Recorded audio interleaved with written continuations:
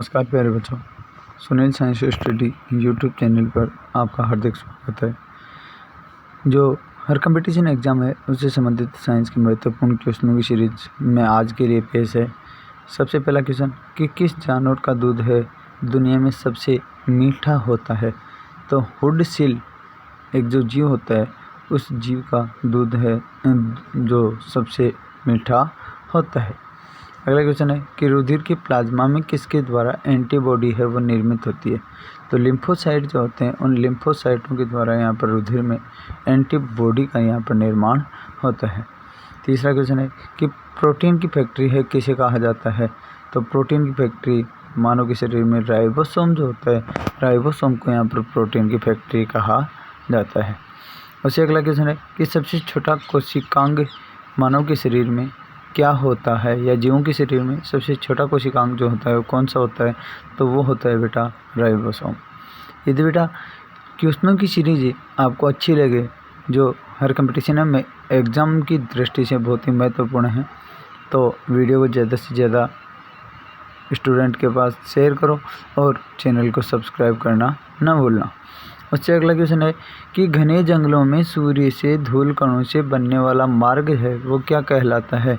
तो वो टिंडल प्रभाव कहलाता है। उससे आगे क्वेश्चन है कि सूर्य किरण पृथ्वी तक पहुंचने में कितना समय लेती हैं। तो 8 मिनट और 16 सेकंड का समय यहाँ पर लेती हैं। उससे आगे क्वेश्चन है कि प्रतिध्वनि किसके कारण उत्पन्न होती है।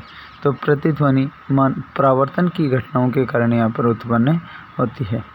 उससे आगे क्वेश्चन है कि प्रतिध्वनि के लिए न्यूनतम है दूरी कितनी आवश्यक होती है। तो न्यूनतम दूरी कम से कम 17 मीटर की आवश्यकता होती है। उससे आगे क्वेश्चन है कि मानव शरीर की दूसरी सबसे बड़ी ग्रंथि कौन सी है। तो मानव शरीर में दूसरी सबसे बड़ी ग्रंथि यदि देखी जाए तो वो है अपनी अग्नाशय। उसी अग्नाशय से संबंधित अगला क्वेश्चन है कि अग्नाशय किस प्रकार की ग्रंथि है। तो वो एक मिश्रित ग्लैंड्स ग्रंथि के रूप में यहाँ पर मानी जाती है, जिसे अपन अग्नाशय ग्रंथि को अंतःस्रावी और बहिःस्रावी दोनों ग्रंथियों के रूप में यहाँ पर मानते हैं। उससे अगला क्वेश्चन है यदि अपन देखें तो वही अग्नाशय से संबंधित कि इंसुलिन किस ग्रंथि से स्रावित होता है। तो इंसुलिन हार्मोन जो है वो अग्नाशय ग्रंथि के द्वारा ही यहाँ पर स्रावित होता है। उससे आगे क्वेश्चनों की सीरीज में पहला क्वेश्चन है कि द्रव्य धातु कौन सी है। तो ऐसी धातु कौन सी है जो द्रव्य के रूप में पाई जाती है। तो वो है अपने बेटा मरकरी यानी कि पारा। दूसरा, द्रव्य अधातु कौन सी है। तो ब्रोमीन यहाँ पर द्रव्य अधातु के अंतर्गत यहाँ पर आती है। तीसरा, कि सबसे हल्का तत्व कौन सा है। तो सबसे हल्का तत्व यदि ब्रह्मांड में देखा जाए तो वो हाइड्रोजन गैस है। सबसे हल्की धातुओं में यदि पूछी जाए तो वो लिथियम है। यहाँ पर सबसे हल्की गैस यदि बेटा पूछी जाए तो वो भी अपनी हीलियम है। सबसे भारी तत्व यदि पूछा जाए बेटा तो वो है अपना ओस्मियम। सबसे अधिक अधातु तत्व यदि पूछा जाए तो वो है यहाँ पर क्लोरीन। और सबसे अधिक इलेक्ट्रॉन बंधुता वाला तत्व पूछा जाए तो वो है अपने क्लोरीन। उससे आगे कि अक्रिय गैस वाला वर्ग है वो कौन सा है। तो 18वां वर्ग जो है वो अक्रिय गैस वाला वर्ग माना जाता है। उससे आगे क्वेश्चन की सीरीज में है कि कृत्रिम श्वास लेने में कौन सी गैस का प्रयोग किया जाता है। तो ऑक्सीजन और हीलियम गैसों का मिश्रण है मानव को या जीवों को यहाँ पर कृत्रिम श्वसन के दौरान यहाँ पर दिया जाता है।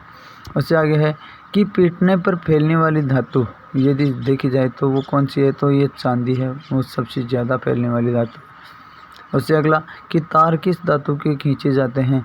तो तार हैं वो सोने के सबसे ज़्यादा सुचालक, चांदी उससे कम सुचालक, कॉपर उससे कम सुचालक और एल्यूमिनियम उससे कम सुचालक यहाँ पर होता है। इस प्रकार इनकी सुचालकता का क्रम है, जिसमें तार जो यदि खींचे जाएं या तन्य धातु देखी जाए तो तन्य धातु यहाँ पर सबसे ज़्यादा सोना ही होती है। अगला क्वेश्चन है कि सौरमंडल का सबसे बड़ा ग्रह है वो कौन सा है। तो बृहस्पति ग्रह को सबसे बड़ा ग्रह की श्रेणी में यहाँ पर माना जाता है। उससे आगे क्वेश्चनों की सीरीज में पहला क्वेश्चन है कि मक्खी का लार्वा है वो क्या कहलाता है। तो मक्खी के लार्वा को अपन मैगेट कहते हैं। दूसरा क्वेश्चन है भारत की सिलिकॉन वैली कहाँ स्थित है? तो सिलिकॉन वैली के नाम से बेंगलोर को यहाँ पर पुकारा जाता है। उससे आगे क्वेश्चन है कि कैलोमल का रासायनिक नाम क्या है? तो मर्क्यूरस क्लोराइड यहाँ पर कहा जाता है। अगला क्वेश्चन कि जीन शब्द का प्रतिपादन किसने किया था? तो जीन शब्द का प्रतिपादन डब्ल्यू जोहानसन नामक वैज्ञानिक ने यहाँ पर किया था। उससे आगे क्वेश्चन है कि किस विटामिन की कमी से सूखा रोग होता है? तो विटामिन डी की कमी से यहाँ पर सूखा या रिकेट्स रोग होता है। अगला क्वेश्चन कि तारों व सूर्य की ऊर्जा का स्रोत है वह क्या है? तो यहाँ पर नाभिकीय संलयन के द्वारा यहाँ पर ऊर्जा का निर्माण होता है। उससे आगे क्वेश्चन है कि किस ताप पर एंजाइम सर्वाधिक सक्रिय होते हैं? तो 40 डिग्री टेम्परेचर पर एंजाइम है वो जीवों में सबसे ज़्यादा यहाँ पर सक्रिय होते हैं। उससे अगला क्वेश्चन है कि कांच की समतल प्लेट की फोकस दूरी है वो कितनी होती है? तो वो कांच की समतल प्लेट की फोकस दूरी वो इन्फिनिटी यानी कि अनंत होती है। उससे आगे क्वेश्चन है कि कंप्यूटर का आईसी चिप किसका बना हुआ होता है? तो वो सिलिकॉन का यहाँ पर बना हुआ होता है। उससे आगे क्वेश्चन है कि फार्माकोग्नोसी में किसका अध्ययन किया जाता है? तो फार्माकोग्नोसी में यहाँ पर औषधीय पौधों का, जिससे यहाँ पर दवाइयाँ निर्मित की जाती है, उन पादपों का यहाँ पर अध्ययन किया जाता है।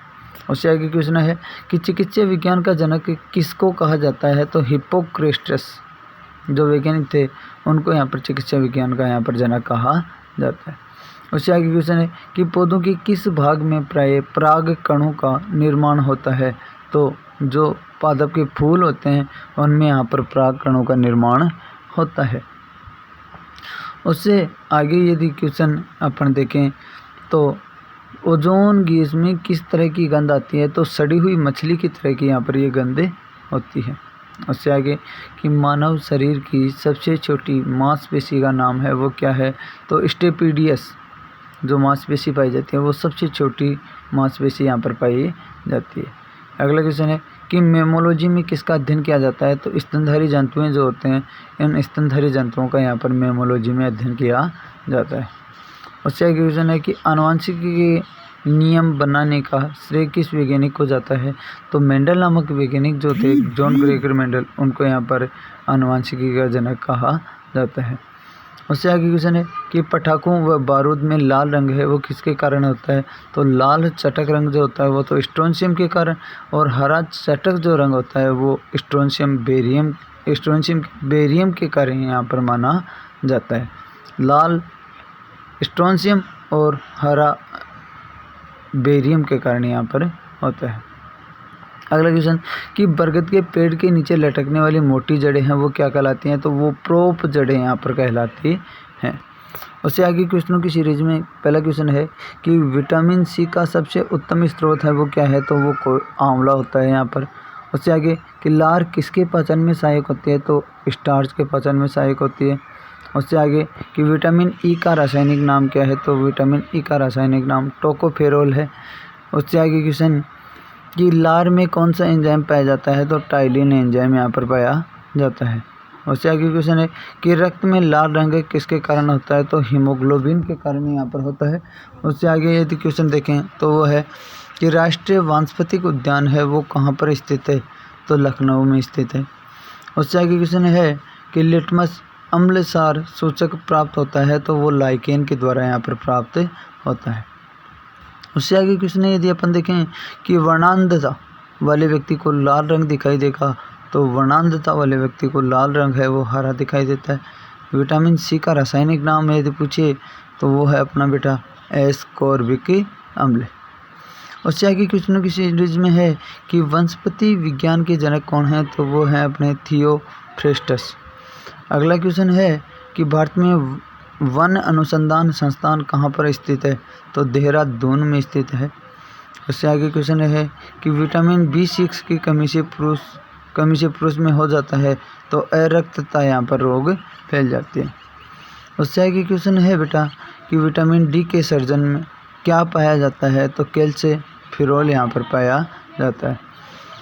उससे आगे क्वेश्चन है कि रेगिस्तान में पैदा होने वाले पौधे हैं वो क्या कहलाते हैं? तो वो जीरोफाइट कहलाते हैं, यानी कि शुष्कोद्भिद पादप यहाँ पर कहलाते हैं। उससे आगे क्वेश्चन है कि राष्ट्रीय पोषण संस्थान किस राज्य में स्थित है? तो वो आंध्र प्रदेश में स्थित है।